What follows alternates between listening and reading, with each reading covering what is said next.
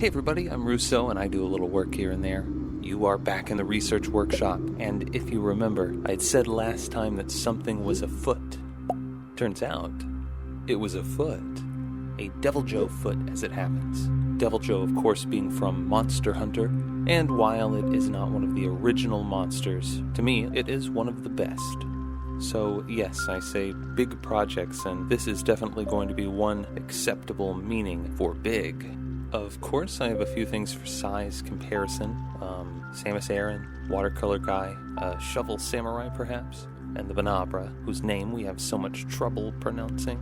And if you do the math and sort of extrapolate the overall size of this thing, you find out it's probably going to be 9 or so inches tall, and I don't know how long, 15 or 16 inches. It's going to be big. Then again, I guess they are big, aren't they? But enough of that. What about construction? What you're looking at now is more or less 4 pieces. Each piece is made of cardstock, and the patterns were generated in Pepakura Designer, which I think you can still get for, I don't know, $30 or $35, US that is. These 6 pieces are one of the toes, the smallest toe, though this one is mirrored, so it'll go on the other foot, which, don't worry, I will make in my own time.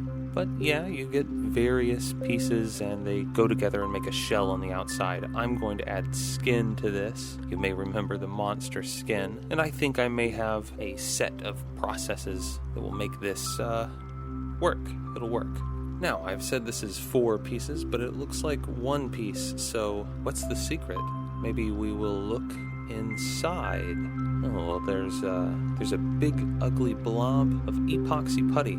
And you can just see sticking out of it, coming from one of the toes, a little bit of wire. This is wire from the inside of an Ethernet cable. It's a solid piece of copper with some plastic around it, and I just double a piece of that over and twist it with some pliers and a little screwdriver, and I stuck that into epoxy putty in the toes and this ball of the foot here.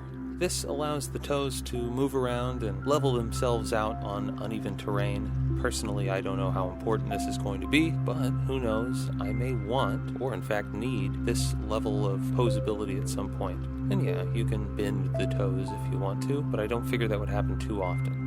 Maybe when it leaps forward like you wouldn't expect that it could. So I guess the next step for me is going to be to continue up the leg. I don't know whether I want a ball joint here, or if I want to do something more elaborate with wire.